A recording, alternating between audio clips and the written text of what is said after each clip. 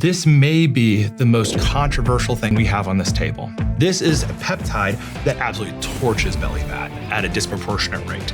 And what we found is not only do patients lose an incredible amount of weight, but they also get the best improvements we've ever seen in their liver health. It's absolutely wild. And I think this is going to be $1 trillion drug when it comes out.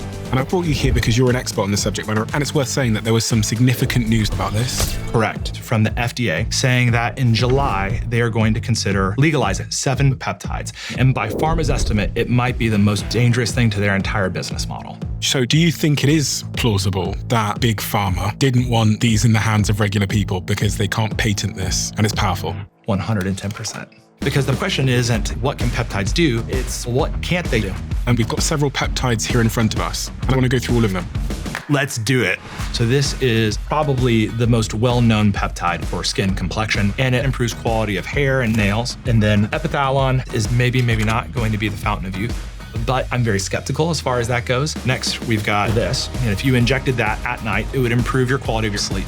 Next, melanotan 2. And this will actually end up giving you a deep tan in response to just a little bit of UV sun exposure. It'll also give you some of the most impressive erections you've ever had in your life, so be warned. And what else have we got? Oh my gosh. There's methylene blue, where people take it and they think it's gonna make them live forever. Don't take this. It literally will stain your nails blue and your hair blue. These two here stimulates building muscle. This one can aid with healing after an injury. And then is this. It's crazy. It's wild. So why don't I take it? Well, we need to talk about that because there are trade-offs. But also outside of the world of peptides for a second, I've got these 3 vials. Do you know what those are? Yeah, this is unfortunately our future if we're not careful.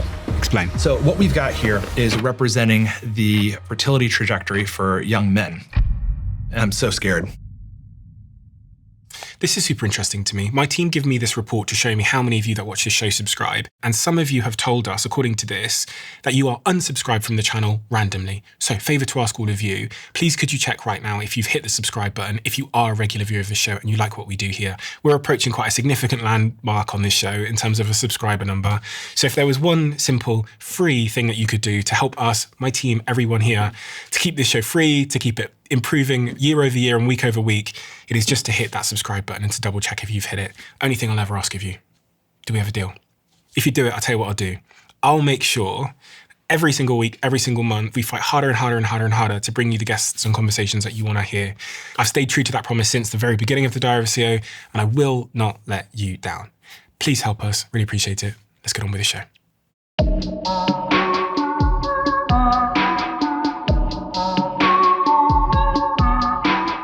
Dr. Alex Tatem. There's this word that has exploded in society in recent times. In fact, when I look at the data, people searching this word has increased by 400% just recently. And that word is peptides. I have no idea what peptides are. I'm someone that wants to be healthy, that wants to optimize my health, wants to live long, doesn't love aging. Yeah. And I'm told that this word peptides is somewhat linked to it. So I've brought you here because you're an expert on the subject matter. I've watched your videos on YouTube. To start at the very beginning, Dr. Alex. Sure. What the hell is a peptide? Peptides are a structural class of medications.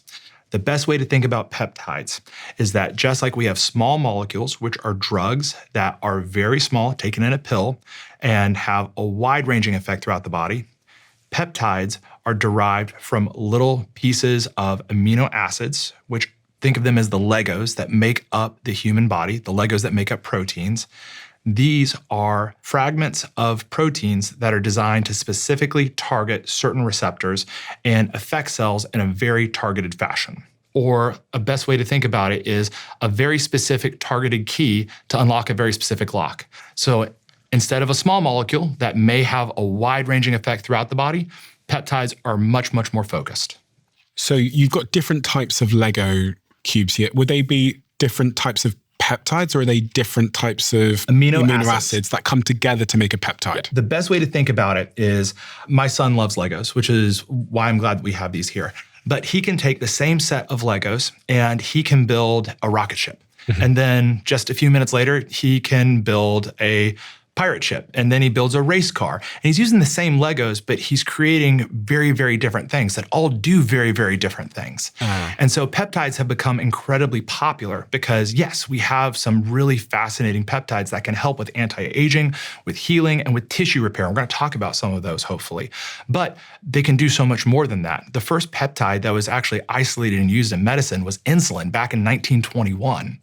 And then all the way in 1985, in the world of urology, which is where I was trained, we had leuprolide, which is a different peptide that, again, also a peptide like insulin, but instead of having wide-ranging metabolic effects, it had an endocrine effect. It was designed to shut down the production of testosterone for prostate cancer patients that needed to have their testosterone taken away. Interesting. Okay, so insulin's a peptide. Insulin's a peptide. Because it's a series of amino acids that are put together. Okay, so you said that the combination of amino acids forms a key.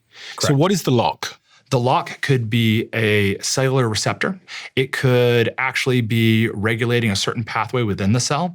Okay, so let me repeat this back to you to make sure I understand it. So yes, peptides are like a key, yes, which you can make by configuring amino acids in a certain way.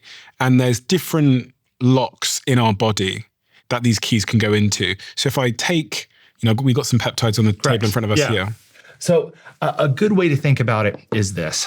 If you've got a hammer, right, which is what a lot of small molecules are, like you can do a lot with that, right? Like you could hammer in a nail. But if you try to use that hammer when you're trying to put in a screw or you're trying to put together, a table that you got from IKEA, it may not always end the way that you want to. Mm-hmm. And that's the problem that we have with a lot of small molecules. It's not that they don't do what we want them to. They do a lot of other things while they're at that job that can have significant negative side effects, which is why a lot of these small molecules actually don't make it all the way through the FDA approval process, because we find something, it does what we want to do, but it has significant safety concerns down the line, all right? Now, what we see with peptides, for example, I've got in my hand right now a little vial labeled, BPC 157. This is probably one of the most popular peptides that we're talking about right now, because BPC 157 is a synthetic version of a naturally found peptide in the gut. But what this actually does is it enhances blood vessel growth in areas of injury.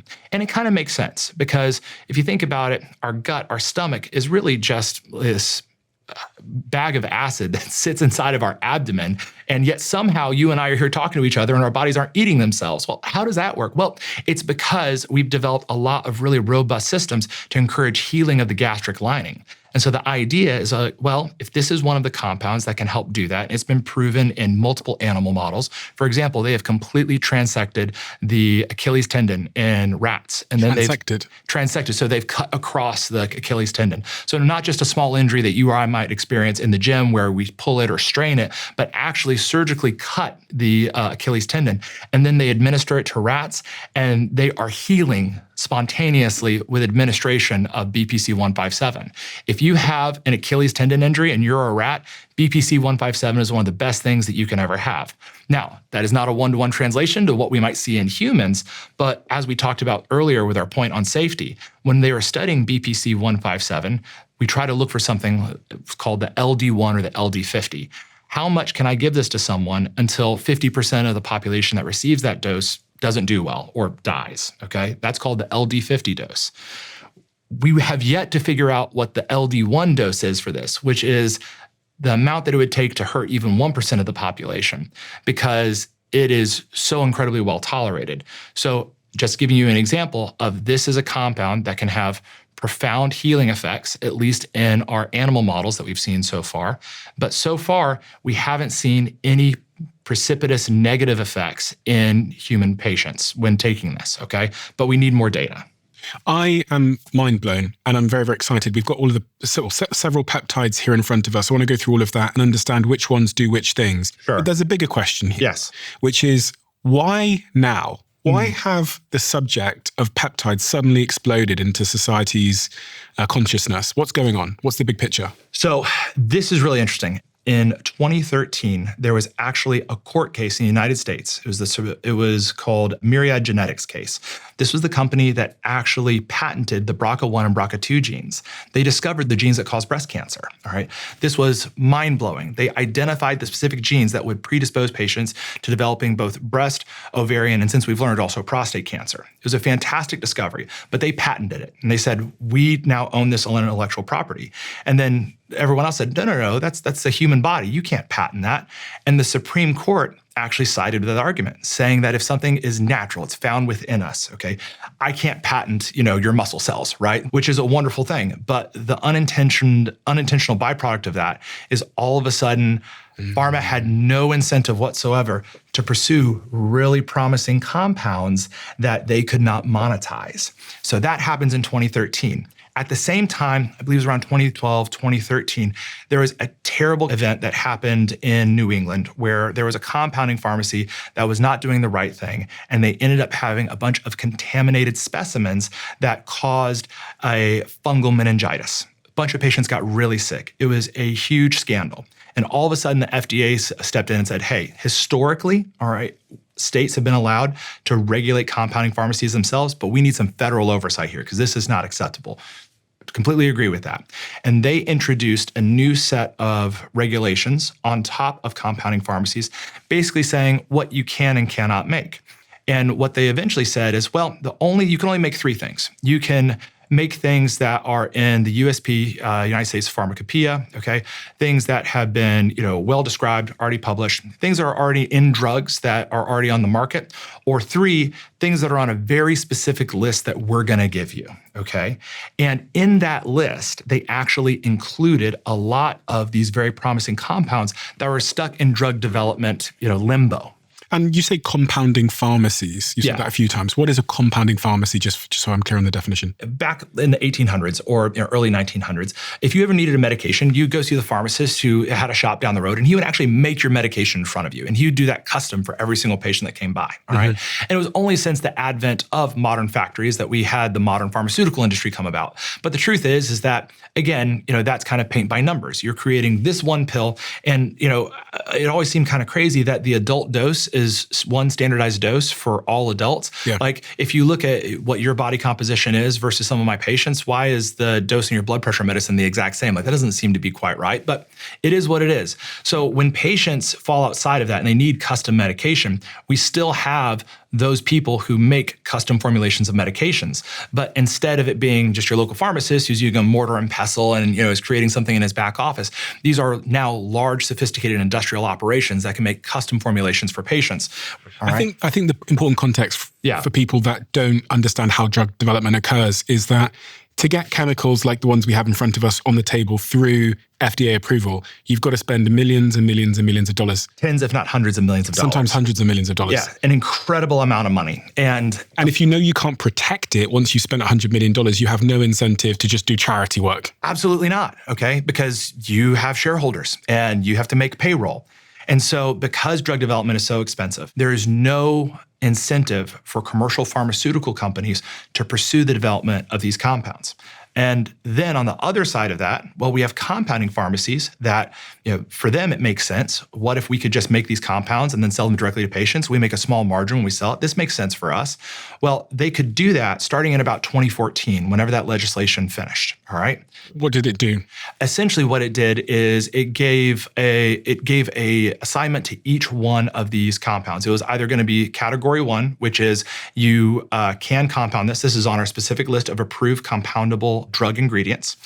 Number 2 was, hey, we see some negative safety signals here. You cannot make this, okay? Something goes in category 2, it's forbidden. And then we have category 3, which is we just need more information. And all of these original compounds, these peptides that we're so interested in now, were originally on that first list, category 1, all right?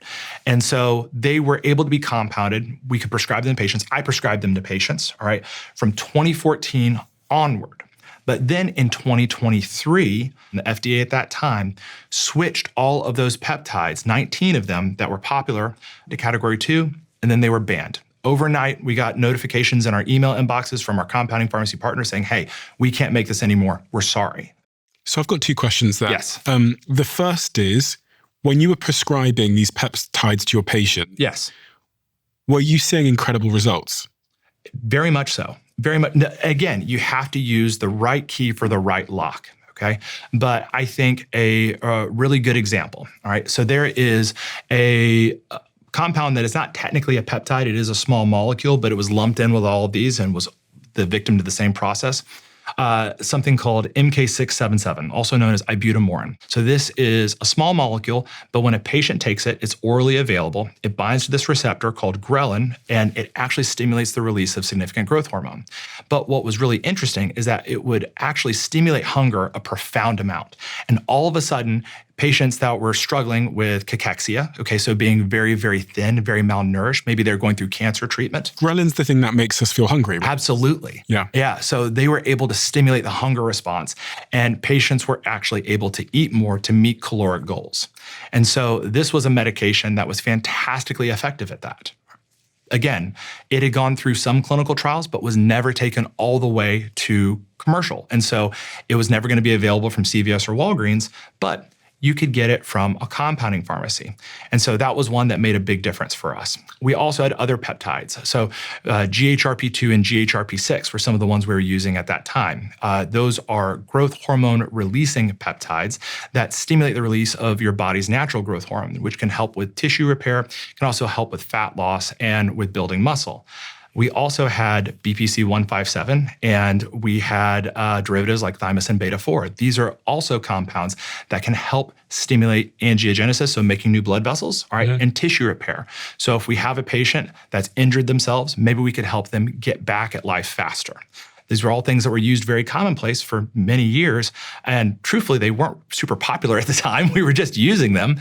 And then they were banned overnight. And they were working. And they were working. And we were not seeing adverse events, which is the most important thing. What's an adverse event? An adverse event is a patient has a terrible side effect. They call you, they have an allergic reaction to something. They call, they've got shortness of breath, and it's a direct result of the medication that you gave them. It was working, and by all accounts seemed to be incredibly safe. And then they banned it.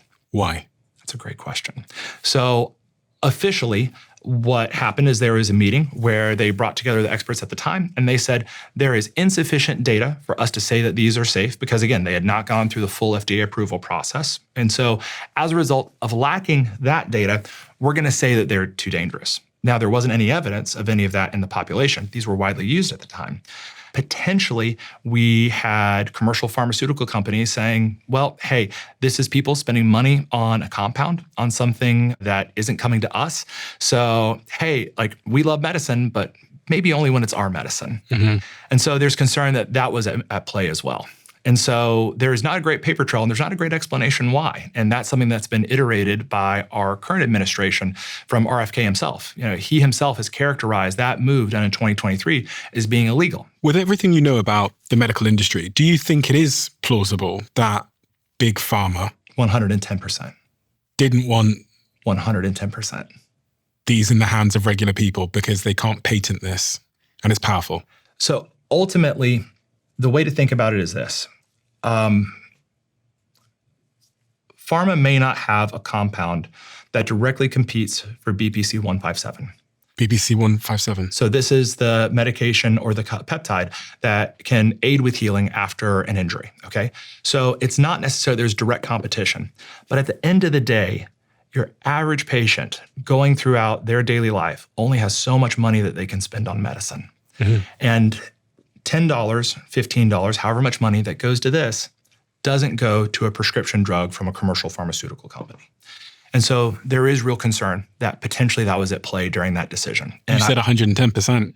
Yeah. Well, you know, it's interesting because, you know, I try to walk a very fine line between what I can prove versus what I suspect after being in this space for a long time.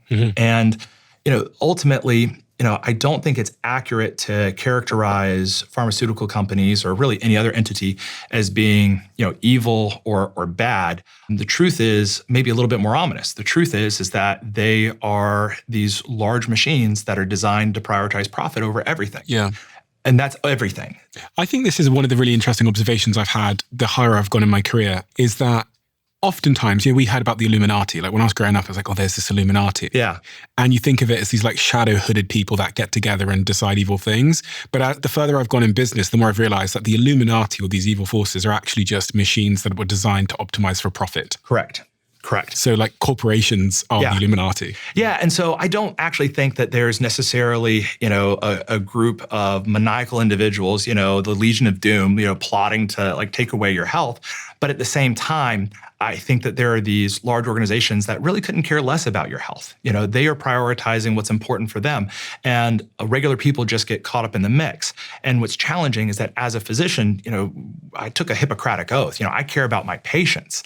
And so those are the people that are in front of me every single day that are seeking to improve their lives, to recover from injury. I have, fertility patients that are just dying to start their family. And I have patients that are suffering from hormonal imbalances that haven't felt right in years. I treat erectile dysfunction in men that have been struggling for years after prostate cancer treatment. I mean, these are people that are broken and hurting. You want to be able to help them. And so I feel that as a very strong personal calling that I have to be the advocate for that patient, both in the room whenever I'm treating them and taking care of them, but also when I'm talking to others and I'm, speaking out about these issues. Like I want access to these medications because I care about the patients who benefit from them.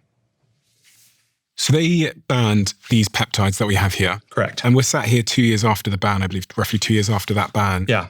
And suddenly everybody's talking about peptides again. Yes. Why? What's going on? So I think what we're seeing is the forbidden fruit effect because this was banned and all of a sudden, why'd they ban it? Well, they wouldn't have banned it if it weren't working, right? And we're also seeing the effect of TikTok and short form content being spread very rapidly, very virally. And that's been going on for 2 years now, combined with new emphasis from administration leadership and HHS and RFK. What is the most incredible impact that you've seen peptides create in a patient? Oh my gosh, I have a best story for you. So one of the most frustrating things about my practice is treating infertility in young men that have significant metabolic dysfunction.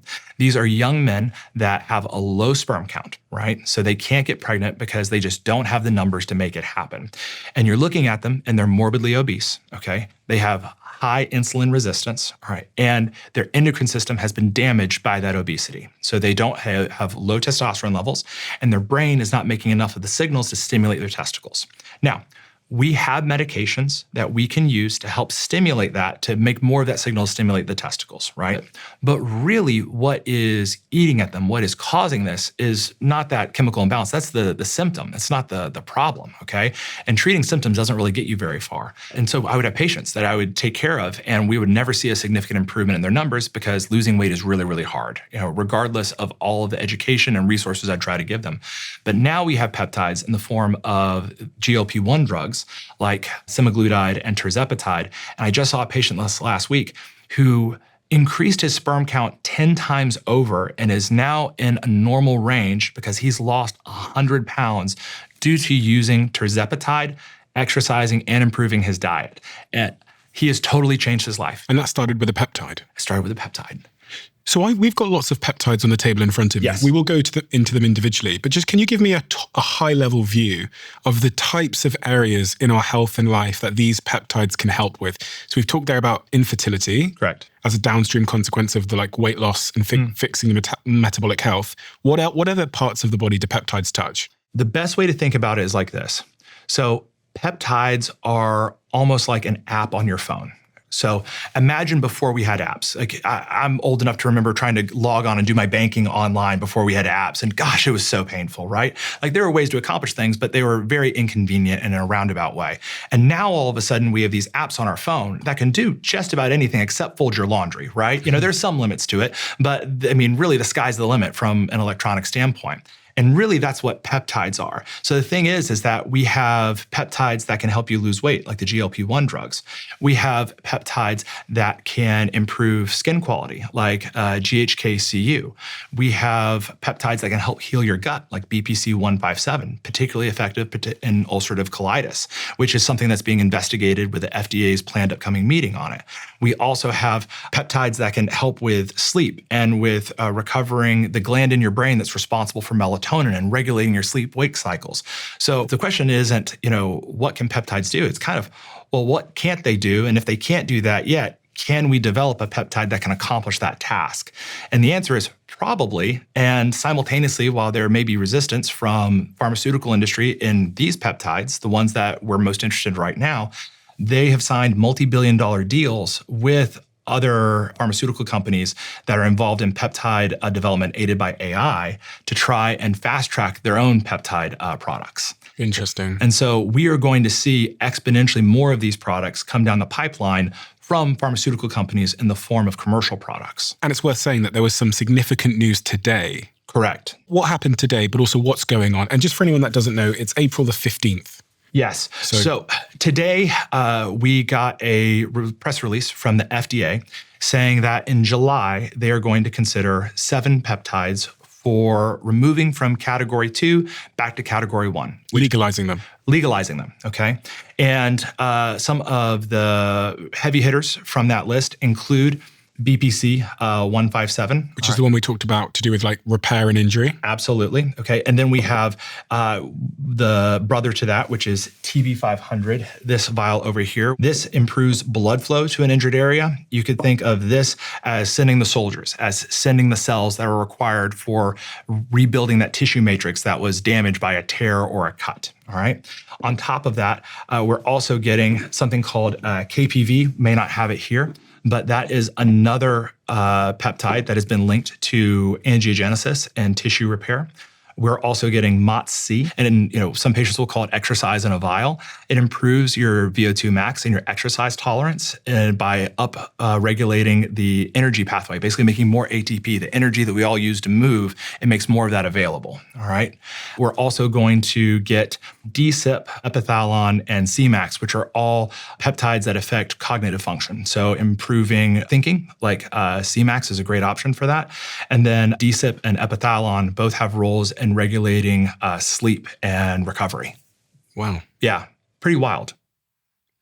And I've got to say, so some of them are becoming legalized, but even the ones that aren't legal right now, a lot of people are taking them anyway. Correct.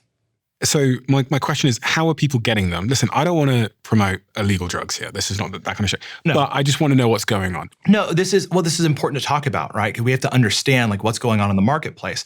The moment that these drugs were banned or these medications were banned in 2023, it was kind of like the United States experiment at banning alcohol. It didn't go very well, right? Yeah. All of a sudden, the mob came around and we started, seeing unregulated saloons and unregulated alcohol production, and it was contaminated with all the stuff that you didn't want. And so we're like, people are traveling. Yeah, exactly. It's just, it's not a good idea, right? And so what happened is we banned these and the gray market stepped in. And so these are companies that will sell peptides that have on the label for research use only, all right?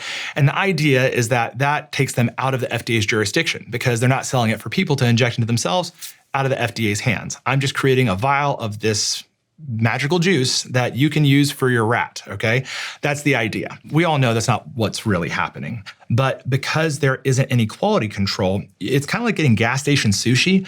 Yeah, you can do it, but you don't really know if it's sushi and it may not end very well for you. Yeah. And so, again, not saying that there aren't some people who have gotten good results with research use only peptides, but again, it's not standardized, which is why I think moving this back into the 503A compounding world is the best thing for everyone. Which is the legal framework. Correct. Okay, so how does one take a peptide?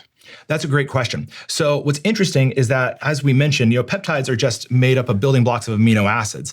And, if you were to go make yourself a protein shake, what is that going to look like from a Lego standpoint?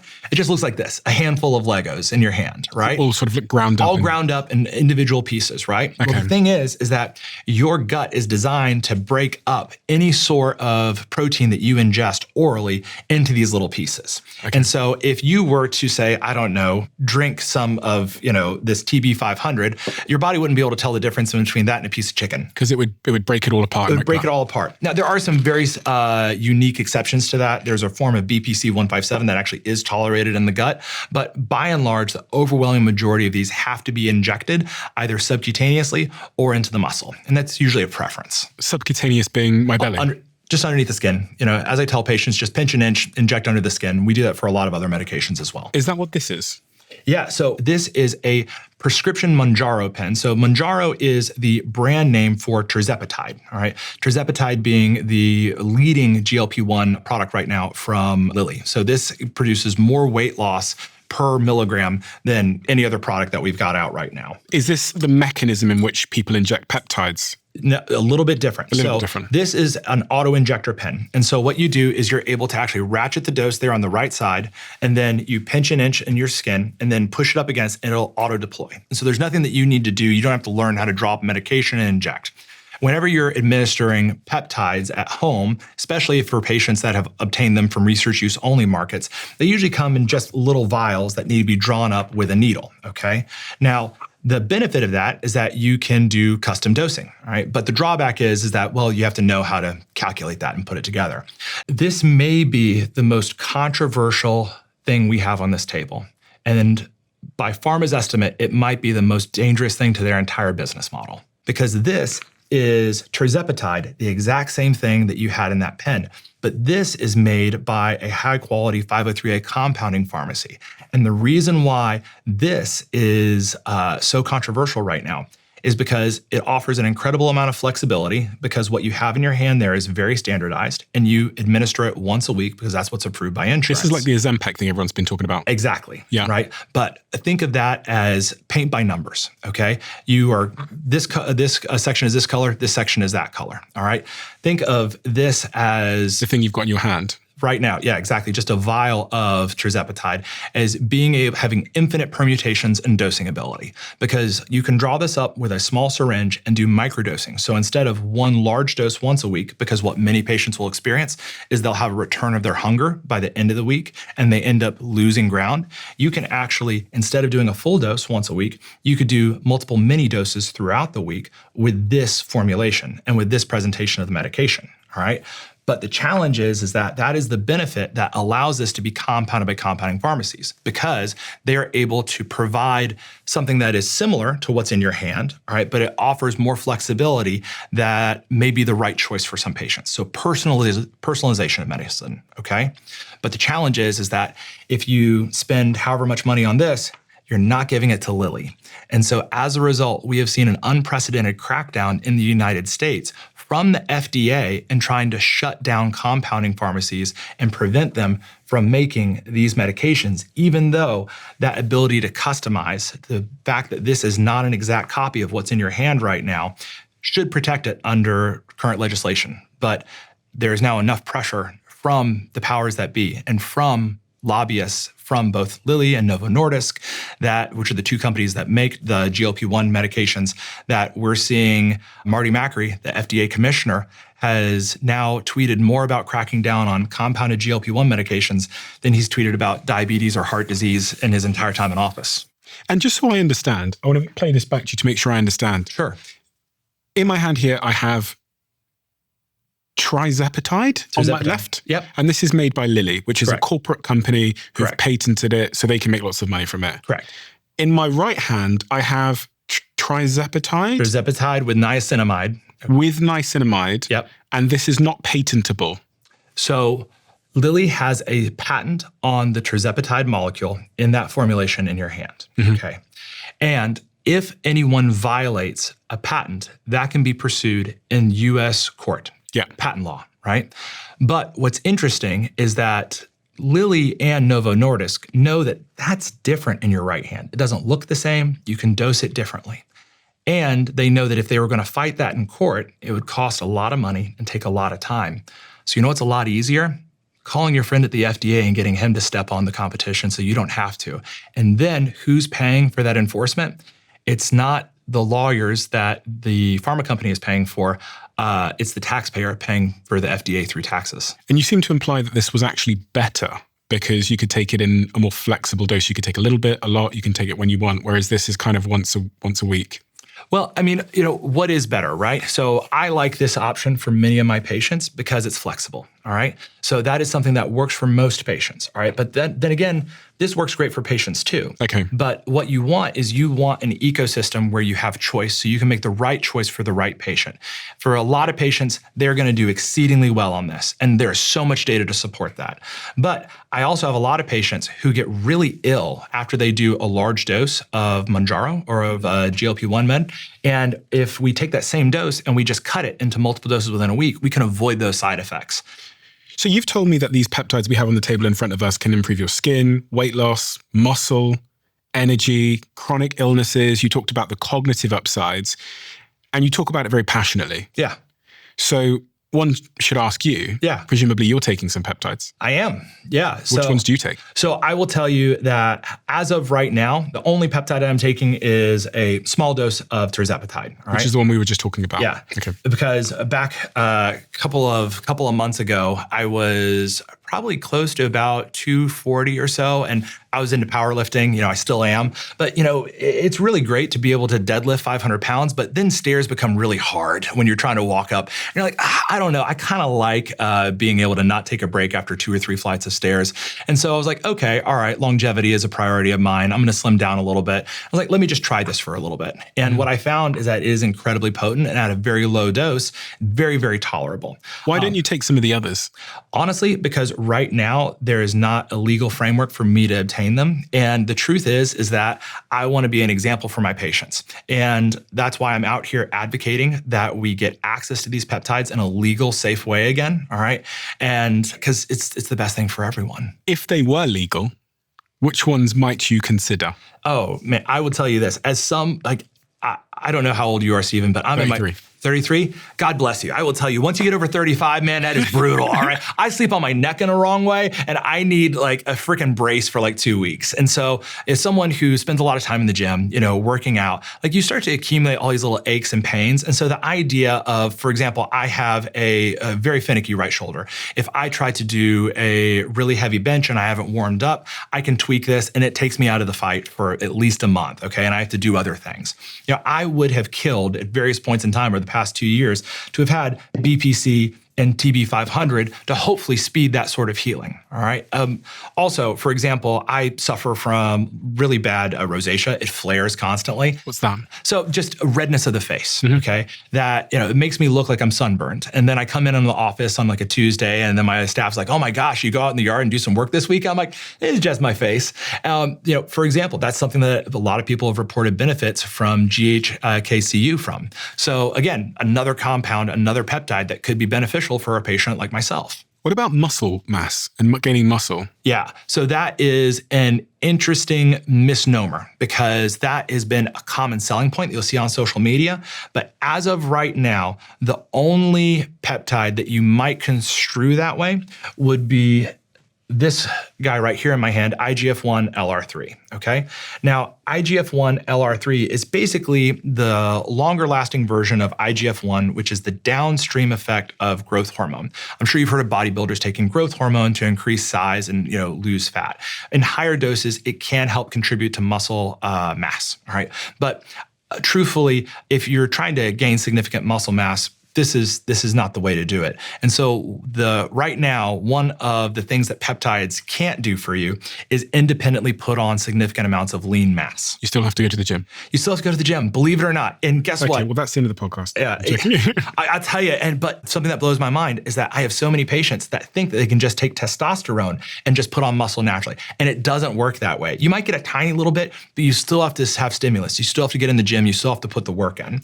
And so I tell patients that I am not a replacement for a personal trainer. I'm your doctor. You also need your personal trainer. And most of you need a nutritionist, man. And so I'm lucky to work with some great people in the community who partner with me on that. But, it's a full court press when you're trying to get people to, live the highest quality life. What about some of these metabolic disorders and diseases in terms of like insulin resistance? People on the Diary of a CEO, the audience, are very interested to learn about insulin. I see that a lot in the comment section and a lot of the data. Yeah. So if someone's struggling with their insulin levels or their glucose response, how does these peptides help? Honestly, the best peptides for that right now are the GLP-1 drugs, okay, hands down, because what you're doing is you are slowing gastric emptying. And so you have a slower absorption of that bolus of food that you've eaten. So your glucose doesn't spike. And so as a result, that increases insulin insulin sensitivity significantly. Now, again, you have to be careful about what peptide you're using for what. A lot of these peptides that boost growth hormone and boost, let's say, IGF-1, those can actually increase serum glucose. And that may not be what you want if you are someone that is trying to work on your insulin sensitivity. And do any of these peptides come as like creams or as pills or anything like that? If you look online, you can probably find a version of everything. But if we're talking about actual legitimate formulations, the best example of a topical cream is going to be GHKCU. And this is interesting because this is a copper tripeptide that has been found to decrease in expression and concentration as we age. But when it is applied topically, it's highly effective. Topically. So putting on a cream on your face, all right, it's been found to be extremely beneficial in regenerating the quality of skin. So complexion, all right, increasing the amount of collagen and elastin, the things that we need to keep our faces taut and youthful, the things that people will pay lots of money to go get lasered to get improvements. Not that it's a replacement for that, but that's a topical form that, believe it or not, you could go out and buy today because topical GHKCU is regulated very differently than the injectable form. Is it expensive? Usually. You know, growing up, I thought all these sort of anti-aging creams were bullshit. But you're telling me that this has actually been associated with improving signs of aging. I will tell you this. When I was going through college and medical school, I was the biggest skeptic. I did not believe any of the health or wellness claims that we saw coming out at the time. And again, that was at a time where we were getting bombarded with stuff about the Atkins diet and this, that, or the other. But then all of a sudden, you start having patients come back to you and they're testifying as the benefits they've seen from these things. And you start to actually look at the biochemistry behind them. You're like, oh, there's a lot of science backing this up. This isn't just mumbo jumbo. And so, believe it or not, there are creams that can slow the process of aging, at least from a visual standpoint when it comes to your skin. I have yet to figure out anything that, makes me as energetic as I was in my early 20s, but, I'm working on it. But on that point of energy and cognition, if I wanted to become a better podcaster, and I sit here sometimes we do 2 in a day, which means I might sit here for 8 hours. Once we did, I think a couple of times we've done 3 in a day. That's brutal. Which is 12 hours of recording. Yeah. But what would you recommend if I was trying to improve my cognitive performance? So again, as a physician who likes keeping my license, I wouldn't say necessarily recommend, but I would say if we're looking at how these medications have been used and potentially one that may be legal again coming this July, pending what the FDA says, intranasal Cmax. And this was one that was originally studied actually in Russia many years ago. And what they found is that this 7 amino acid peptide, when it was administered after a TBI, so a traumatic brain injury, all right, or acute injury, that patients tended to bounce back faster. Also, they saw evidence of it improving outcomes after stroke. And it also seems to upregulate the same sort of factors that help with cognition and with, connecting sentences and bits of data in your brain. And so it's also interestingly enough, one of the ones that is available, intranasally because it goes through the mucous membranes and gets right where you need it. And so that's going to be a really, really fascinating compound to see back on the market. And then we can actually get more data regarding efficacy and across a wide population. So interesting. And you sniff that through your nose? Sniff like you would for any nasal decongestant, right? If you have allergies or something like that. Also, for someone like yourself, you travel a lot. You're going in between different time zones. You're balancing multiple obligations at different odd times of the day. I shudder to think what your circadian rhythm looks like, my friend. But that is what we have some of these other compounds that are going to be available for. So if we look at DSIP, okay, that has been shown to be helpful with regulating your circadian rhythm. All right, that is one of the ones that's going to be approved hopefully here soon, again in July, right? Mm-hmm. And then on top of that, you've got things like Selenk, which is another one that can help calm you as you're going to sleep about an hour ahead of time. And again, help those, deep delta wave brain waves that are so restorative whenever you actually are, resting. Where will we be able to buy these when and if they are legalized? So from 503A compounders here in the United States with a prescription from a physician. So you still need a prescription? Still need a prescription, correct. It's going to be quite a crazy world when everybody is going to be injecting themselves every day. I mean, we're already getting to that point now with the Zempic where I've got loads of people in my friendship group that are. And they're doing great. Yeah, they're doing great. They're doing great. And that's what I like about, the advent of these GLP-1s is they're removing the stigma of a needle. Mm-hmm. And I look at some of my friends who have been on it. I can't recognize them. They look awesome. Are you concerned? with any of them? You know, I've got a couple of friends in my circle where I'm a little bit concerned. I don't even know if I should be concerned, but it's just when you see someone you know change so dramatically, so quickly, I think there's something in us, something prehistoric in us, which goes, oh my God, there's a problem. Yeah. One thing I am concerned about is the rapid weight loss with GLP-1 medications. Because the problem is that when you go into such a radical caloric deficit, your body goes into catabolism, which is breaking down tissue. And you want to break down fat, right? But your body isn't that judicious. It's going to break down muscle. And muscle is the most metabolically important tissue that any of us have. And so if you really want to optimize your insulin sensitivity, well, you need to maintain your muscle. And right now, really the only compounds that we have that are really good at preserving muscle with resistance training is testosterone, right? But that isn't going to be a good option for our male patients that want to get pregnant because testosterone turns off fertility in men, all right? It's also not a great idea for our female patients, all right? Depending on their age, testosterone, TRT is a thing in older, women, menopausal, won't go into that. But truthfully, testosterone is not the right answer for everybody. And so what we are going to see come down the pipe very soon is kind of the older brother of peptides, the more complex form, biologics called monoclonal antibodies that are specifically designed to inhibit the enzymes that break down muscle. So these are specifically called myostatin inhibitors. There are 3 that are coming down the pipeline. There is one called bimagrumab, which is owned by Lilly.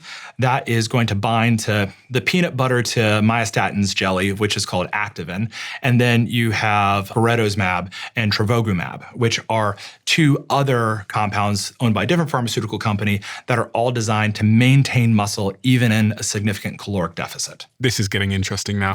Yeah. So you're telling me I'm going to be able to inject myself with a Ozempic to lose the fat, and then inject myself with something else to keep the muscle? It's wild.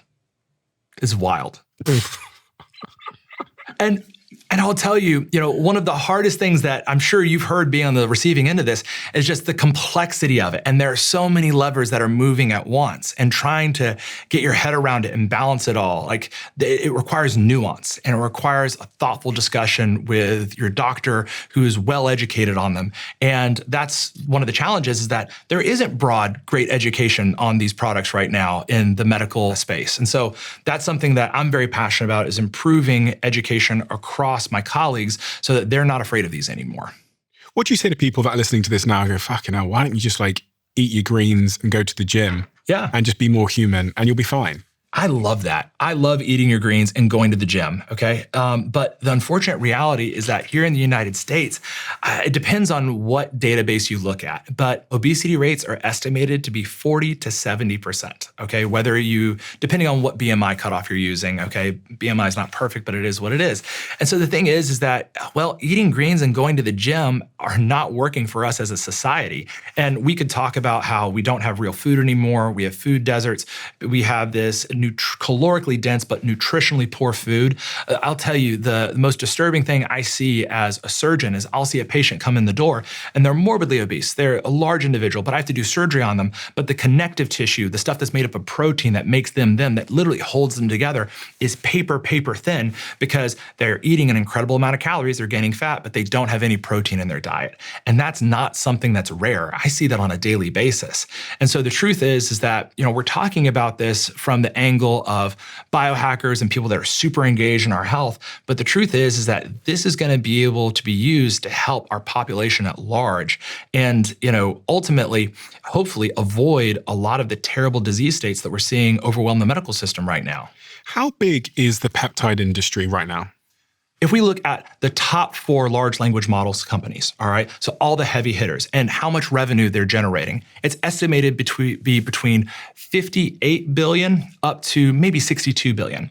Yet the income and the revenue from just semaglutide and tirzepatide alone is going to be over 55 billion this year.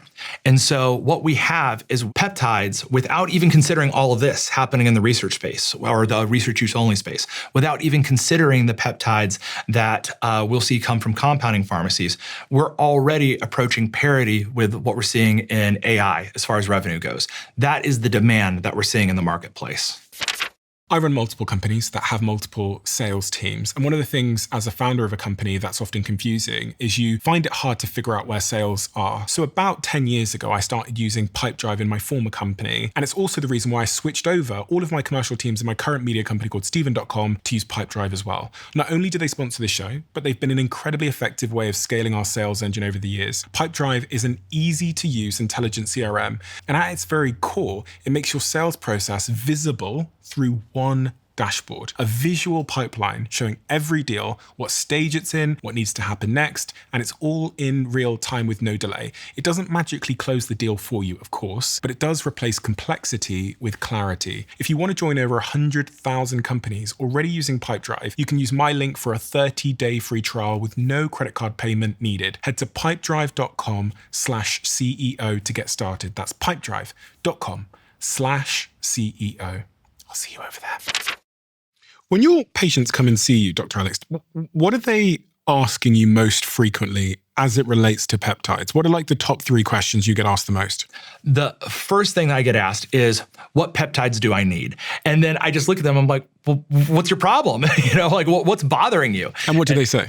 And then they'll come in and they'll start talking about energy, sex drive, and that sort of things. And I'm like, okay, if that's it, well, we need to check your testosterone levels, brother. Okay. Mm-hmm. So instead of looking for peptides, right? You don't walk into a Home Depot or a Lowe's, be like, what tools do I need? And you're like, well, what are you trying to do? Right. And then you start to talk to someone there, like, well, I'm trying to build this. Okay. You need a saw, you need a screwdriver, you need this. And some of those tools might be peptides. All right. But some of them may be hormones. Some of it may be diet and exercise. And so peptides are just another type of tool that we can use. We all want a shortcut though. Doctors, we all want a quick way to be better, and ideally not to have to do hard work. That's like what most, the average person is looking for. And we hear about these peptides, we hear other people are taking them, we hear the fantastic results in skin, hair, muscle, and we go, fucking, what about me? You know what I tell patients? I'm like, me too, man. But my alarm still went off at 4:45 this morning so I could hit the gym before I made it to clinic, because there are no real shortcuts. There are things that can help, right? GLP-1s are the best example of that, right? Okay, this is the closest thing to a shortcut you're gonna get. But the truth is that this isn't gonna go to the gym for you, and it's not gonna lift the weight, so you can maintain that muscle mass so you get the best possible result and try to hold on to your muscle while losing the fat. One thing I've learned from doing this podcast that has really grown with me over time. People ask me all the time, like, what's the one thing you've learned from the podcast? One of the answers that I've never given that I'm going to give now is that I've learned that there's no such thing in life as a free lunch. No, absolutely not. And what I mean by that is like everything is a trade-off. Yes. And if you ever hear on a podcast or in any medium that something has tremendous upsides, the first question one should ask is, what's the trade? And like just with everything, you can apply this to having a relationship with a partner. Huge upsides. Also, trade-off. Trade-off. Yeah. Kids. Like I love my children. I haven't slept in years, right? This is life, right? There are trade-offs. And even with great tools, there are trade-offs. So what are the trade-offs of these peptides? The biggest trade-off right now is you don't know if you're even getting what you want, right? Because you're ordering this from some research, compound only. You don't know whether or not they've gotten out all the appropriate endotoxins. You don't know if you're getting what you actually paid for. So that's the biggest thing. And also the thing is that, well, all right, these have a good example of, preventing or helping heal injury. But the thing is that, well, we've got other compounds over here. Let's go ahead and let's just pull testosterone as an example. So this is actually interesting. It's a peptide that is commercially available right now. I could write the script for you. You could go pick it up from CVS or Walgreens. Okay. This is available as a commercial product, and people really like it because it'll help boost growth hormone, and it happens to be uniquely good at stripping abdominal fat, or visceral fat. But the thing is that, the moment you stop taking it for a brief period of time, well, if you haven't changed anything about your lifestyle, you're going to go right back to where you were. It's good at stripping abdominal fat, belly fat. Belly fat. This is what it's known for. Yeah. It's good at stripping belly fat. Stripping belly fat specifically. So bodybuilders actually really like it for that particular application. I had no idea there was a peptide for stripping belly fat. There you go, man. And for example, here, we've got another one. So this is melanotan 2, right? So this is a melanocortin receptor agonist. So melanocortins, that's what makes you tan, right? So you could administer this, all right? And it will actually end up giving you a deep tan in response to just a little bit of UV sun exposure, all right? Now, I know, right? Listen, I've embraced my pasty whiteness, so I'm not, not necessarily my bag, but it's real. Now, again, there are some safety concerns with this because, again, could that potentially stimulate a melanoma or something like that? But this is something, again, it's a peptide that gives a wildly different result than testosterone, right? Because it's a different application. It does. Yeah, it does. It'll also give you some of the most impressive erections you've ever had in your life. So be warned. Wait, it's literally turning you into a black guy. Finally. Yeah, right. And it's wild. So there's even a derivative of melanotan 2 called PT141, bremelanotide, that is a commercial product right now that you can write as a prescription. Okay. But that doesn't have the tanning benefit, but has the sexual, benefits. Oh, wow. Yeah. Keep those ones over here. We have to talk about this. Another really interesting phenomenon that we've seen, right, is that now we've got all of these companies that are making these research use only compounds, right? It used to be that you would have a compound that's in drug development and you're seeing all the advertisements for it. Maybe if you follow these sorts of things like I do because I'm a nerd, right? You get excited about it, but you don't get access to it, right? Well, believe it or not, the next blockbuster drug that Lilly is going to come out with probably in the next couple of months is this guy called retatrutide, all right? And retatrutide is fantastic in that it is the first 3-receptor agonist GLP-1 drug. So the GLP-1 drugs, okay, whenever you're talking about semaglutide and tirzepatide, they have slightly different profiles. This is the Ozempic category. Correct, right? So GLP-1 is the primary receptor that they work on. And what that will do is it slows gastric emptying and it limits caloric intake, all right? But then in tirzepatide, not semaglutide, but tirzepatide is a dual agonist. So it has effect on GIP, which is a different receptor. Well, retatrutide adds in glucagon receptor activation. And so believe it or not, your liver actually acts like a repository of energy where it stores glycogen and fat that your body can use as energy. But that's a problem, right? If you get too much fat there, if you have a caloric excess, then you could end up having what's called NASH cirrhosis, but non-alcoholic steatohepatitis, basically inflammation of your liver due to accumulating too much fat. It's a problem. But by stimulating the glucagon receptor while simultaneously hitting GLP-1 and GIP, what we found is not only do patients lose an incredible amount of weight, but they also get the best improvements we've ever seen in their liver health that we've ever seen. And people have been buying that from research use only websites and using it for about 2 years now. And bodybuilders have already made this the standard in their protocol when it comes to cutting for a show. And it is wildly effective. And we're now seeing the population using a drug at scale that hasn't even made it through commercialization yet. Why are you smirking? You're using it. No. I have not. I can honestly say I have not used Reta, but I find it fascinating though. It's absolutely wild. Talk about power to the people, right? What about these others then? What else have we got here that you think is interesting? So we've got these two here that I think are really interesting. So CJC 1295 and ipamorelin. So the whole idea is that, can we stimulate growth hormone? And there's an interesting story behind that. Actually growth hormone itself was very, very popular for many, many years as an anti-aging compound. But then we changed some laws here in 1990, okay, that made it a little dicey to prescribe growth hormone. And also, it's kind of a blunt instrument. We wanted something to stimulate more natural growth hormone release. So we have this entire class of medications called secretagogues that help stimulate natural growth hormone release. And these are two of the most potent ones that are often combined together. And when we say growth hormone, yes. What does growth hormone do? So growth hormone acts like a signal that tells your liver to make more of another compound we talked about, IGF-1. What growth hormone does is growth hormone actually stimulates building muscle, okay? Yep. It also strips fat, okay? And it's also been found to help with tissue healing. Okay. And so there's a significant benefit in that regard. And so people want to boost their growth hormone. It improves quality of skin, improves quality of hair and nails and that sort of thing. And so these two compounds together are particularly potent. CJC 1295 being a growth hormone releasing hormone derivative. And then we have ipamorelin, which is a ghrelin receptor agonist. So again, improving the release of growth hormone through two different synergistic mechanisms. And so that one is really, really interesting, or these two together. And then on top of that, so this one, somatotropin, another word for growth hormone. Okay, so this is growth hormone, okay? Just a different word for it. So what would happen? Let's just take this one. Sure. Somatotropin. Yeah. Somatotropin. Yeah. If I bought this for research purposes. Research purposes only. And I started injecting some of this into me. Yes. What would change? So it depends on how much you do and when you do it. So the idea is that if you injected that at night, it would improve your quality of sleep, okay? You would get a boost in your quality of your hair, your skin, nails.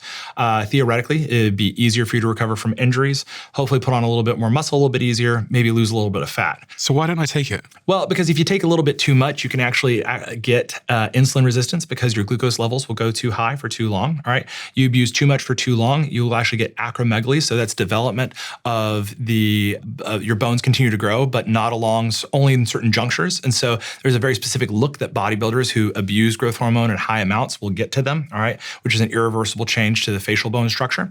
You can also, theoretically, if you had a cancer, maybe it could make it worse, all right? We've never shown it that it causes new cancers, but that could be a concern. And, on top of that, it could give you insulin resistance because, you're again. Yeah, exactly, right? And if you take too much, it could potentially make your hands numb in the morning because you get effusions into the joint space. And so bodybuilders will talk about lifting a dumbbell and having to drop it because their hand goes numb temporarily if they're taking too much growth hormone too soon. And what else have we got here? Oh my gosh. So epithalon. So this is the medication that is theoretically going to be available to us in July. Okay. And so the hope is that, this is going to expand cell life. So epithalon, the purpose of it is it works to enhance telomerase. So at the end of your cells, imagine it this way. You're trying to copy the genome, but the little copier that copies it takes up space enough itself. So it's kind of like it cuts off the last couple letters every single time. This is when you're aging, right? When you're aging, you're creating new cells, right? Cells divide through this process called mitosis where they split, all right? Well, if you got to make an exact copy, you've got to read through all these lines of code. But because of the way that we're built, we always end up cutting off the last little bit of code. Now, which is how we age. Which is how we age. It is one of the things that contributes to aging, all right? Now, that is considered to be quote unquote junk information. It's at the very end called the telomere, all right? But we know that shorter telomeres are associated with aging, potentially worse health outcomes. And there's an enzyme that can help heal or repair the telomere called telomerase. Epithalon helps encourage that.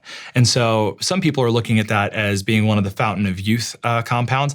I'm very skeptical as far as that goes, but it does show some benefits when it comes to healing parts of your brain that are associated with regulating your circadian rhythm.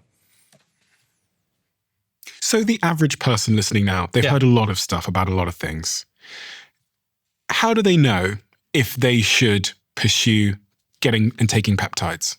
Like, how do they know? What are they looking for? So what I will say is that think of peptides as falling into three categories, all right? You've got category one, which are peptides that you can prescribe right now, legal from, a commercial pharmacy. That includes the GLP-1s, PT141, bremelanotide, I mentioned to you earlier, oxytocin is another one. We have these different compounds that are available.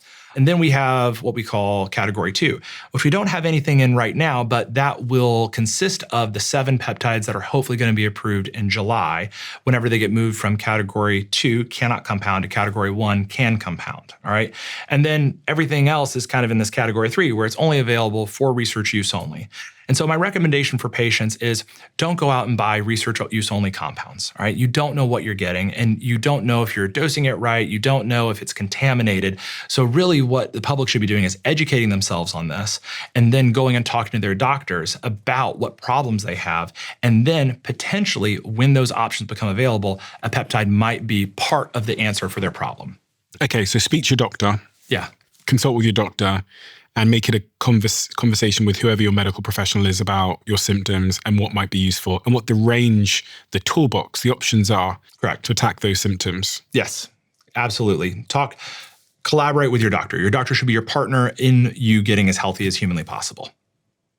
We talked about trizepatide, Ozempic, semaglutide. One of the questions that's front of mind for everybody, whether they're taking them or watching others take them, is what happens when you stop? We've looked at that. You actually regain the weight. And so, because the truth is that you have introduced something into your life that has moved the needle in one direction. But if you don't change anything else, well, you take that back out, well, you're going to go back to where you were. And so if you're going to maintain that weight loss, you have to make lifestyle changes associated with that. And what we found is that people do regain, if they do make lifestyle changes, they do regain some of the weight, but not necessarily all of the weight. And there's also data showing that you could potentially stay on that medication, but at a much lower dose, and then maintain your weight, okay? So there are options to minimize your medication burden long-term. And of all the things we've talked about today, if you had to just pick one thing that excites you the most, that's either coming down the pipe or here already, what is the thing you're most excited about? I see your eyes wondering. Hands down, it's that one over there, Erectile. Because the changes in body composition that we have seen both in clinical trials, and in anecdotal reports from users who have obtained it on their own are wild. We're talking losing 20 to 25% of total body weight within a relatively short period of time. And I think that this is going to be basically the Ferrari of GLP-1 medications when it comes out. It's not for everybody, right? It's going to go faster than everything else, but it's going to change the game. I think this is going to be a $1 trillion drug when it comes out. And no one's going to own the patent, so everybody will be able to access it. Is that right? No, that is going to belong solely to Lilly. And so you are going to see, and they are going to enforce it, as aggressively as they've ever enforced anything. But you will see profound results in patients. People are referring to peptides as Silicon Valley's miracle drug. And I wondered why that was, why it's been associated with Silicon Valley. Have you heard that at all? I have. And I'll tell you, I've seen some peptide stacks from, Silicon Valley, founders and, individuals that blow my mind. I'm like, oh man, even I think that's a lot. Why would people in Silicon Valley, why would founders be interested in peptides? Well, I think it's because we all want to live our, best version of our own lives, right? We want to perform at the highest level. And so, people will do whatever they can. They'll drink caffeine, they'll, pop a Zen in their mouth, and they'll try to tweak whatever variable they possibly can to get the best possible performance. And the thing is that anabolic steroids come with, significant side effects, and that's not everybody's cup of tea, right? And the health consequences from high dose androgens dwarf anything that you might experience with peptides. And so peptides offer a lot of flexibility in pulling many different levers that are interesting to like your regular average person. And honestly, it requires a little bit of DIY right now because of the nature of these peptides. And I think you combine that with the kind of rogue, founder spirit that is common in Silicon Valley. And I think it's a perfect fit. I asked you a second ago, what are the 3 questions that people come to you and ask you as a doctor? The first one, as it related to peptides, was which peptide should I be taking? Yeah. Are there any other questions we haven't covered off that are commonplace in your practice? The second one is, can you prescribe me? And then I have to explain to them the regulatory environment, surrounding peptides that, as of right now, the only peptides that I can prescribe are the ones you can get from CVS or Walgreens, which is going to be your GLP-1 medications, and a handful of others that usually aren't applying to the young men that I see in my practice. I've had so many founders speak to me and say, why didn't this particular ad that I ran on this platform work for me? Maybe the copy wasn't good, the creative wasn't strong, but usually the problem is they're not having the right conversation because that ad never reached the right person. And if you're in B2B marketing, that is much of the game. And this is where LinkedIn ads solves that problem for you. Their targeting is ridiculously specific. You can target by job title, seniority, company size, industry, and even someone's skill set. And their network includes over 1 billion professionals. About 130 million of them are decision makers. So when you use LinkedIn ads, you're putting your brand in front of the right people. And LinkedIn ads also drive the highest B2B return on ad spend across all ad networks in my experience. If you want to give them a try, head over to linkedin.com/diary. And when you spend $250 on your first LinkedIn ads campaign, you'll get an extra $250 credit from me for the next one. That's linkedin.com/diary. Terms and conditions apply. We have finally caved in. So many of you have asked us if we could bundle the conversation cards with the 1% diary. For those of you that don't know, every single time a guest sits here with me in the chair, they leave a question in the diary of a CEO, and then I ask that question to the next guest. We don't release those questions in any environment other than on these incredible conversation cards. These have become a fantastic tool for people in relationships, people in teams, in big corporations, and also family members to connect with each other. With that, we also have the 1% diary, which is this incredible tool to change habits in your life.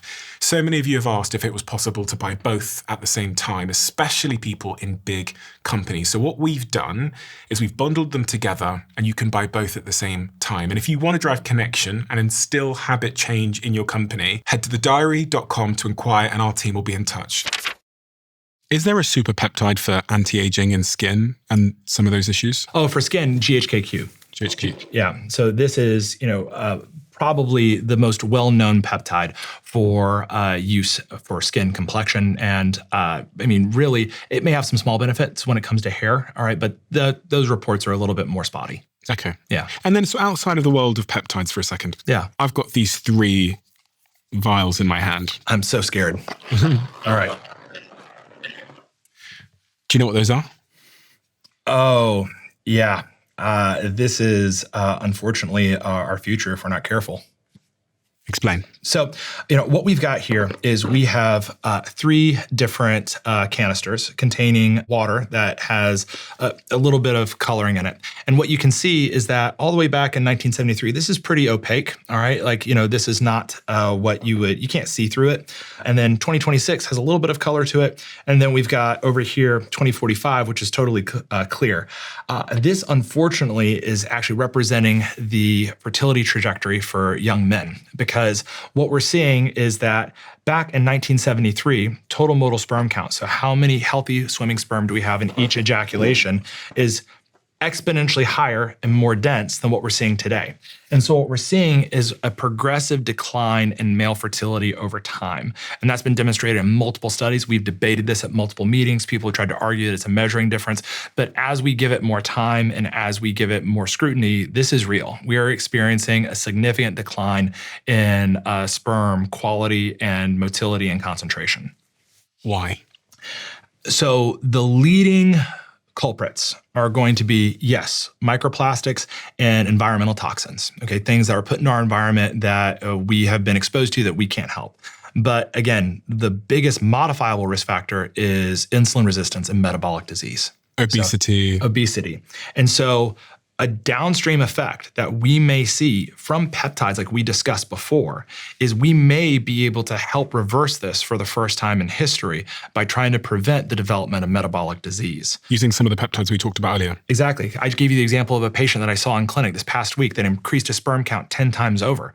Imagine if we had given that to him before he even got that obese, when he just started to get a little bit overweight and at a lower dose. Well, he may have never ended up in my office, right? Because his primary care doctor would have identified that, treated it, and he never would have needed the specialist. It's crazy. It's wild. So ultimately, if you look at what are the ills that are affecting healthcare in, any first world nation, the number one offender is metabolic disease and metabolic dysfunction. And this is something that was actually hinted at, by, RFK whenever he was talking about root cause of disease. Well, yes, we have many, many diseases and many, many infections that don't stem necessarily from insulin resistance. But if we look at cardiac disease, if we look at issues with lack of perfusion, my specialty, erectile dysfunction, right? We look at cancer. All of this is related back to obesity and metabolic dysfunction. And so if we can eliminate that, as a society, or we can minimize it to as little as possible, well, maybe I'd finally work myself out of a job. Your specialty is erectile dysfunction. Yeah, so my specialty is this branch off of urology that we broadly call men's health, okay? And so what that incorporates for us is going to be low testosterone, advanced hormone management. I take that a little bit further than most people. That's totally cool. And then also erectile dysfunction, Peyronie's disease, which is damage to the penis that causes curvature, and then male fertility on top of that. And I do a little other thing, treating leakage after prostate cancer treatment. And that's basically it. I treat like 5 things maybe, and that's it. So I'm very, very specialized because I was the kid that, liked to take my sandwiches apart and eat it one at a time. I was very precise. And I figured, you can do a lot of things in this world and be okay at them, or you can pick 4 or 5 and get pretty good at them. So that seemed to work for me.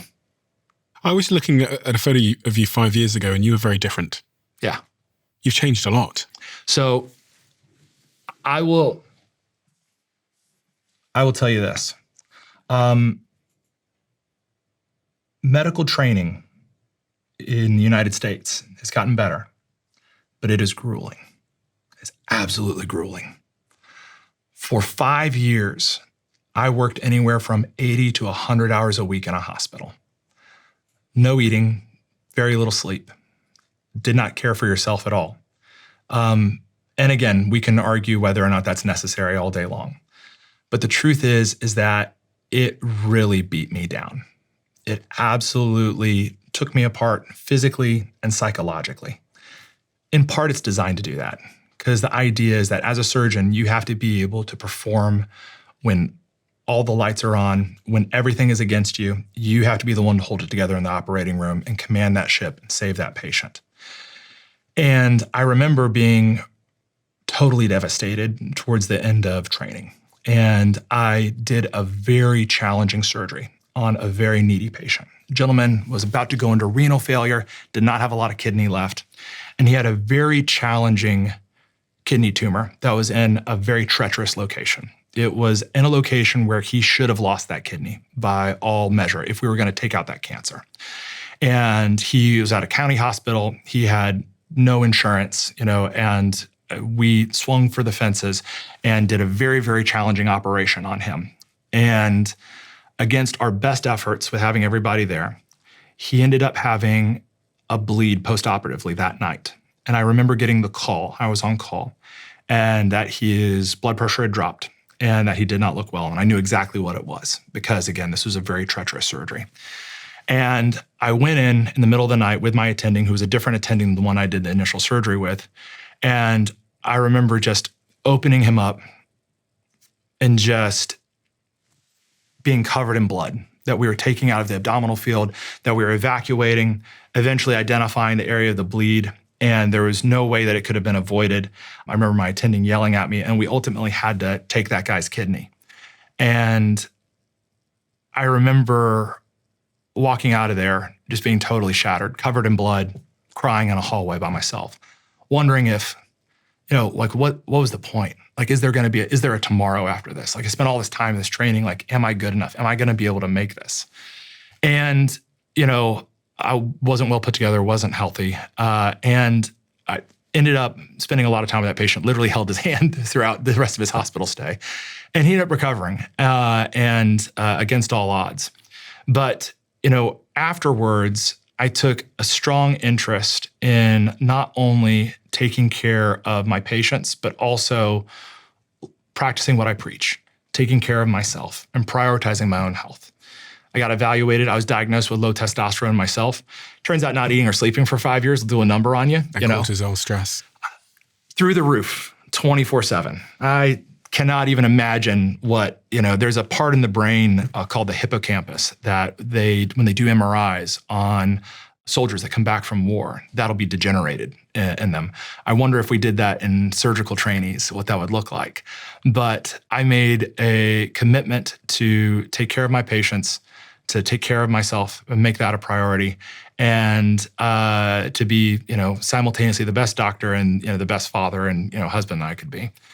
Not perfect, made a lot of mistakes along the way, but what you're seeing from 5 years ago is where I was. I've been in training now for 7 years, so it took a while to kind of recover from that. But what you're seeing is, what focusing on health and wellness can potentially look like. The emotion in you is palpable when you talk about this. And I'm wondering where that comes from. What is it? Because you're looking off into the distance at something. And I don't know what you're looking at. Yeah. When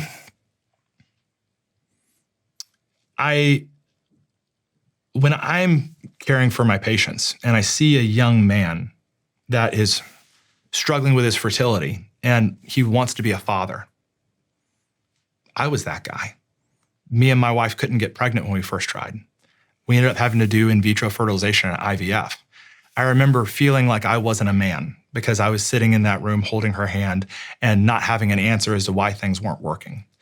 When I see my patients who come in that are, struggling because their hormones are out of whack, and no matter how they try to take care of themselves, something just isn't clicking.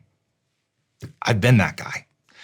And then when I see my other patients, that are further on in life and struggling with things like, prostate cancer or erectile dysfunction, whatever the case may be, I see my father, my uncle, my grandfather, and they are someone's father, grandfather, and uncle.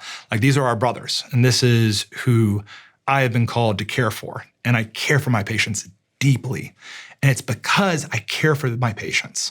And like, this is a calling for me that I care about stuff like this, because I want my patients to have every tool physically possible to live their best quality of life so that they can be whole and they can be happy, and so that they can be the best version of themselves for their loved ones.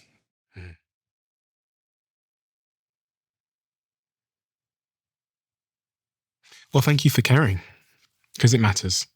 And a lot of this stuff is quite opaque and confusing to an average person like me, but I'm so glad that we have people out there in the world like you that are demystifying all of this for us and explaining it in simple terms, but also championing it. Because, one of the other things I've learned from doing this podcast is solutions to problems that a lot of people are suffering with are option right in front of us, but they need voices and educators like yourself out there leading the charge so that these types of things are available to everyone, not just the few.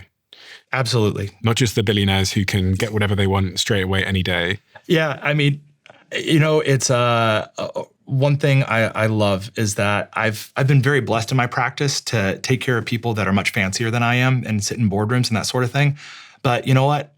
I love taking care of my regular patients who are, farmers, iron workers, tradesmen, guys that, truthfully, I have more in common with than anyone else. I joke with my patients, I'm just an overeducated plumber at the end of the day, right? Urologist. And so it's health is for everyone, not just for the fortunate. The last thing I wanted to talk to you about is linked but random. Yes. It's the enhanced games. Let's do it. I am so excited about these. So do you know them? I do very well. So for those of you, or for those who may not know, the Enhanced Games is a project based off of the World Anti-Doping Agency's own data. Potentially up to 40% of athletes that are competing at the Olympic level are currently using or have used banned substances at some point in time. All right. And also, we know that a lot of the compounds that are used for enhancement maybe aren't quite so dangerous if they're being administered by a trained medical professional with proper oversight. And as of right now, that's not happening. Also, at the same time, we know that Olympic athletes aren't paid enough, right? These are the best of the best of the best, and they're not even making the poverty line a lot of years. And so the idea is this: well, what if we go ahead and we strip away those rules, okay? We allow athletes to use medications that can enhance performance. We watch them very closely, and we have a team of doctors and medical professionals watching them. And then let's see what they can do at these traditional Olympic events and see if they smash world records. Oh, and they're going to give $250,000 to any first place winners and $1 million to anyone that hits a world record. And just for comparison, how much are Olympic athletes getting paid? They don't get paid to compete at all, okay? So they don't get paid to be an Olympic athlete. They end up getting sponsorship deals, and that's potentially the money that they can make. So, yeah. Interesting. Yeah. So it's basically the doping Olympics where everyone's allowed to dope. That's the idea. There are some caveats in there. They're trying to say that only FDA-approved medications can be used. Okay, so you couldn't use something like trenbolone, which is for veterinary use only, or theoretically any of the compounds we've talked about today because they're not FDA-approved. But also at the same time, they've said that they're not going to test for those things. And one of their athletes, Magnuson, has openly admitted to taking BPC 157 and that sort of thing. So I think we can kind of figure out that it may just be a wide open playing field, maybe. So. The International Olympic Committee does not pay athletes a single cent for winning a gold medal. Yep. Which is crazy. How many billions do you think they make off of those with all the advertisement? So much money. Right? Yeah. And this is taking place in Las Vegas. May 21st through the 24th, I believe. Are you going to go? I'm going to be watching, that's for sure. Do you want to go? I would love to go. That would be incredible. Well, if you want to go, I know a few people that are putting the event on, so do let me know. I'm there, man. I'm already interested. You got my attention. Is there anything else we should have talked about that we didn't talk about as it relates to this subject we've discussed today? I mean, honestly, I think that we've gone pretty deep on peptides. And so I think we've, covered that. But one thing that I did want to just leave with you, because I think it's pretty humorous, and I think you've talked to some of my colleagues about this before, but, one of the things that I deal with as a surgical specialist is the end stage of vascular disease, the end stage of diabetes, which is going to be erectile dysfunction, all right? And, believe it or not, whenever we're dealing with that in male patients, they eventually get to a point where things like Viagra and Cialis do not work, all right? And that is a dark place to be as a guy. And so you're taking these medications, all you're getting is a headache and nothing else. And then maybe you have other options. There are actually injections you can do into the penis, which is about as appetizing as you might imagine. But men want a better solution, and they'll come to us as sexual medicine specialists, seeking that. And that's what I do. So the bulk of my surgical practice is actually fixing erectile dysfunction with a procedure called implant placement. Okay. Oh no. Yeah, absolutely. So now I think, did Rena show you one of these last time? She brought it and I didn't ask her to show me. It makes me I get full body shudders when I hear about this stuff. Yeah. The thought of putting that up my penis. Well, so you can show me. No, you can show me. Well, I will tell you, the good news is you don't have to. Okay. Like that's what we have a job for. Okay. But the way I explain it to patients is like this. So take this out of the picture. Okay. Ultimately, like the male erection is just two inflatable tubes that start in the pelvis and go out the shaft of the penis. It makes sense, right? It is a hydraulic motion. What happens is you get stimulated, get a rush of blood into those tubes, get a rigid erection, able to use that for intimacy. And then when you climax, pop-off valve opens back up and everything drains out. All right. So if you can understand brakes on a car, you can understand erections. But the problem is that when you have long-term metabolic and vascular dysfunction, the brake lines, the blood vessels that feed those erections, they fail. And all of a sudden you can't get enough blood flow for it to work. And believe it or not, you can actually get atrophy of the penis over time and you actually lose size. All right. Which no man is eager to see. Yeah. All right.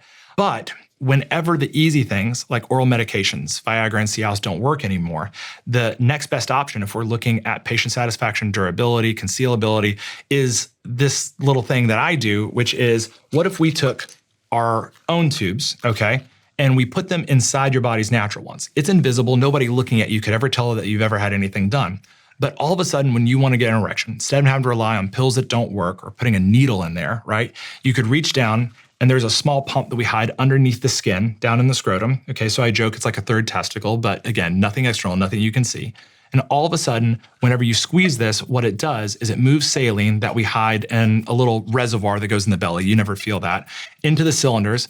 And all of a sudden, men are able to get a firm, rigid erection that looks natural, feels natural, and they can use it as long as they want or until their partner's sick of them, and then press a button and it goes back down. Do they still feel the same pleasure? Yeah, so it does not affect sensation. And so the nerves that affect sensation run along the top of the penis, if you're looking at a clock, at the 12 o'clock position, and we stay totally away from those.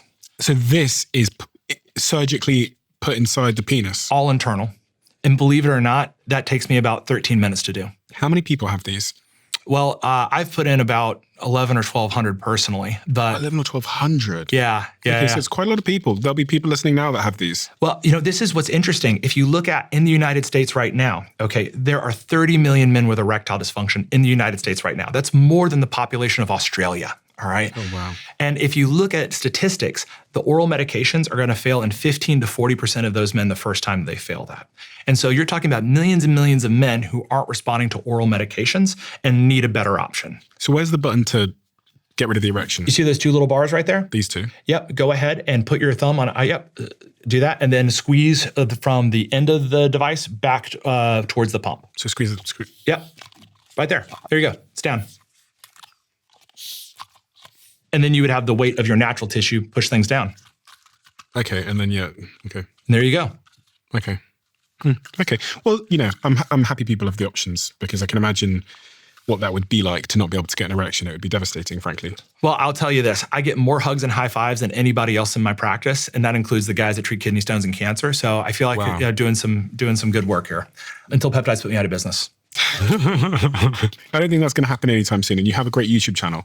Thank you. I appreciate that. Which I think everybody should go check out because you really are great at explaining all this stuff in simple terms. So I'm going to link Dr. Alex's YouTube channel down below. We'll try and collab. So if you just click on the Diary of a CEO icon now, you'll see Alex's channel. And I highly recommend you go check out his content because he's really, really leading the charge on this subject of peptides. When I spoke to my team and said, I want to have a conversation about peptides, they gave me lots of options of lots of different types of doctors. And you are by far and away our preference because of the very fact that you're very, very good at communicating. You understand people. And as you've demonstrated today, you have a very big heart. I appreciate that. And you're clearly, it was wonderful to see what's actually driving you. And you did that in a way which is irrefutably authentic.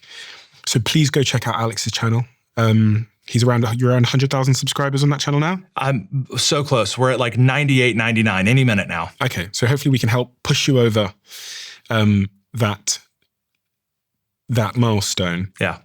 We have a closing tradition, Alex, on this podcast where the last guest leaves a question for the next, not knowing who they're leaving it for. Okay. The question left for you is, if you could give $1 billion to one person you don't know personally, who is it and what do they have to spend it on?